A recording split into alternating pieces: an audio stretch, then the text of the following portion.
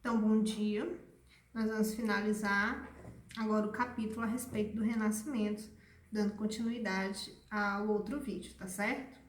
Então, assim, o Renascimento, além das características que foram estudadas e do contexto histórico, faz necessário que nós estudemos as fases do Renascimento, que vai trazer períodos diferentes, mas o desenvolvimento dessa arte, como eu disse para vocês, surge no século XIV, mas até o século XVI ela vai se expandindo, tá certo? Surge na Itália, na cidade de Florença principalmente, e depois há essa expansão por toda a Europa.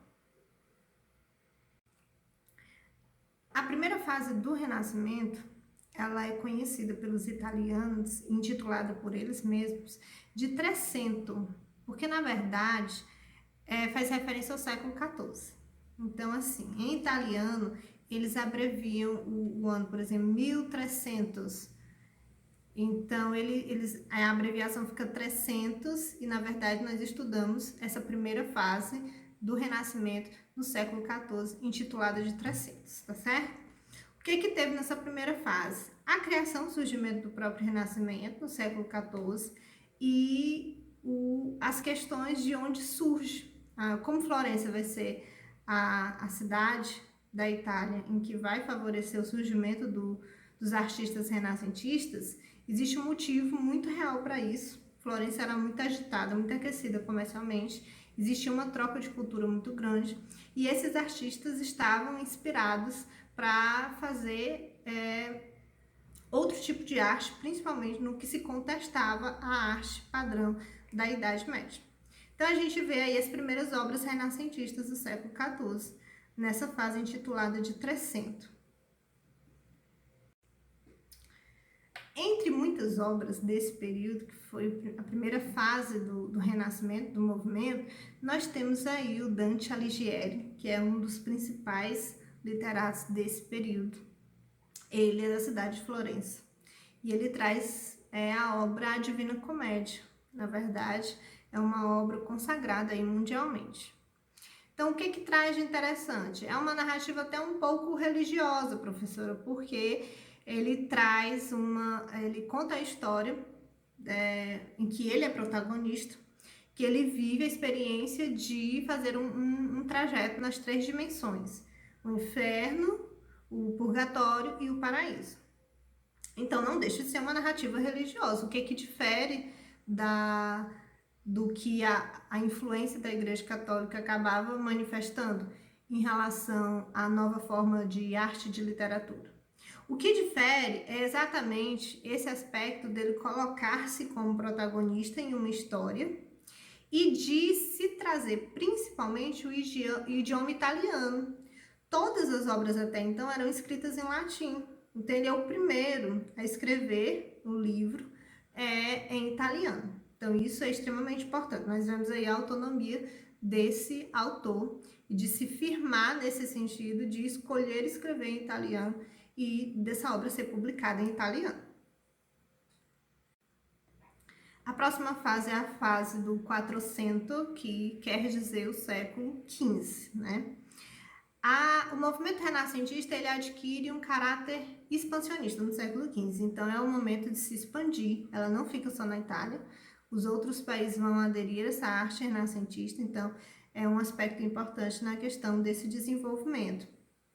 E traz a afirmação do humanismo, que é a questão do homem, da humanidade. O aspecto humano vai ser muito ressaltado no século XV nas obras artísticas. Então, o homem está no centro dessa obra artística, no centro da referência enquanto pintura, enquanto escultura. E aí nós vemos claramente o tema do antropocentrismo.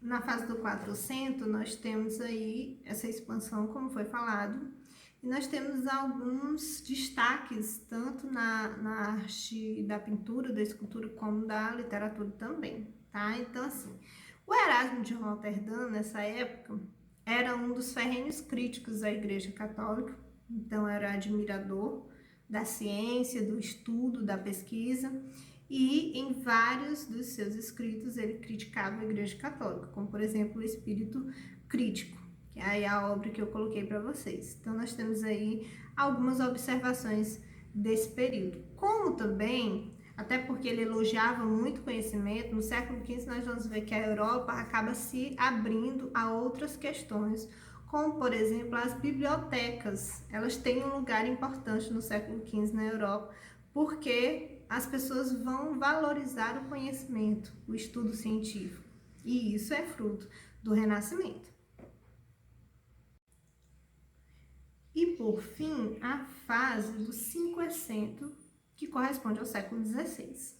Aqui nós temos produções artísticas que começam a absorver o que acontecia na época, e um dos grandes acontecimentos, sem dúvida nenhuma, no século XVI, foi o sucesso das grandes navegações. Portugal, por exemplo, foi o pioneiro das grandes navegações, Portugal e Espanha.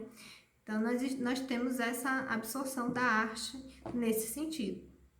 E nós temos também, nesse período do 500, uma figura muito importante que é Leonardo da Vinci. Então, os historiadores, eles até separam. Nós temos a fase do 300, 400 e o 500. E essa transição do 400 para o 500, eles chamam de Alta Renascença, por conta da figura da arte de Leonardo da Vinci, que está justamente nesse processo de transição entre o século XV e o século XVI, tá certo? Então, assim, nós vemos o quanto que a arte vai se adequando aos seus momentos históricos marcantes, embora traga toda essa característica voltada ainda para a arte clássica, para a arte dos antigos gregos e romanos.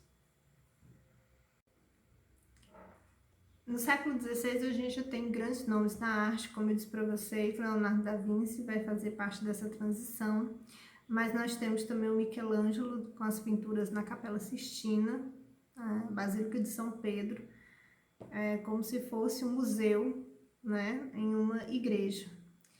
Então, nós temos algumas pinturas muito importantes, mas nós temos também na literatura aí o livro O Príncipe de Nicolau Maquiavel, que vai falar sobre o poder do Estado, o poder do líder, e que esse livro vai permanecer durante o tempo, porque outras pessoas da história vão fazer uso desse livro, vai se tornar um livro de cabeceira de grandes estadistas posterior a ele, principalmente reis absolutistas, porque ele fala desse poder que deve estar centrado nas mãos de um grande líder, tá certo? Então, nós estamos encerrando aí essas fases com o século XVI, o que acontece com esse movimento renascentista a partir do século XIV, que começa no século XIV e se estende até o século XVI, e depois disso a arte continua sendo influenciada pelas características do Renascimento. E por fim, nós vamos finalizar o capítulo falando sobre o humanismo científico e cultural, tá? Essa ideia do humanismo, ela surge como característica principal, eu diria que característica base do movimento renascentista ainda no século XIV. Mas o humanismo ele acaba depois sendo estudado à parte, como um humanismo científico, um humanismo cultural. Então, ele ultrapassa o século XIV. Por quê? Porque o homem precisava ser protagonista da própria história. Então, quando o Renascimento levanta essa bandeira e traz o antropocentrismo de fato, o homem no centro, a partir de então, como nós estamos vivendo exatamente nesse período da transição da Idade Média para a Idade Moderna, o humanismo vai se consolidar. Então, nós temos aí uma adoção de que o homem é importante na sociedade e que ele é importante uma vez que ele vai trazer pesquisas que serão importantíssimas no cotidiano das pessoas. Então, vai ser valorizado através do humanismo cultural e científico o livro, a literatura, a ciência, as pesquisas, e as pessoas cada vez mais estão se afastando daquele pensamento medieval. Então, eu espero que não tenha ficado nenhuma dúvida em relação ao Renascimento. Nós estamos concluindo aqui esse capítulo. Vou deixar para vocês uma atividade, vai ser postada na plataforma, e dúvidas também poderão ser tiradas aqui na plataforma.